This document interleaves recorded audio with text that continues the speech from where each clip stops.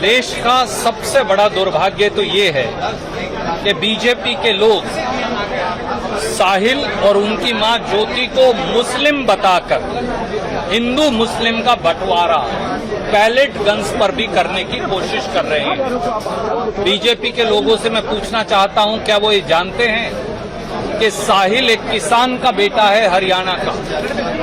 साहिल और उसकी मां ज्योति एक किसान परिवार के तौर पर न्याय की गुहार लगाने आए हैं, और अगर राहुल गांधी जी एक किसान परिवार के बेटे के लिए न्याय मांग रहे हैं, जिसके चेहरे पर दर्जनों पैलेट्स के निशान हैं, जिसकी मां ने, ज्योति ने, जिस साहिल ने स्वयं, जिनकी वकील ने सामने आकर कहा कि वो 13 अगस्त से दर दर की ठोकरें खा रहे हैं, पर न पुलिस एफआईआर रजिस्टर करती, न न्याय मिलता।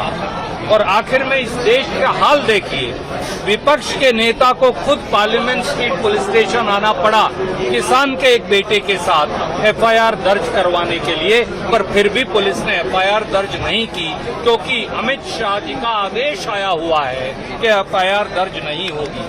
अहंकार की कुर्सी से नीचे उतरिए मोदी सरकार। अमित शाह जी के नाजायज आदेशों को मानना बंद करिए दिल्ली पुलिस। साहिल एक किसान के बेटे की एफआईआर दर्ज करिए, जिसको पैलेट गन से घायल किया, जानलेवा हमला किया गया, और इसकी पूरी दूध से दूध पानी की जांच करिए।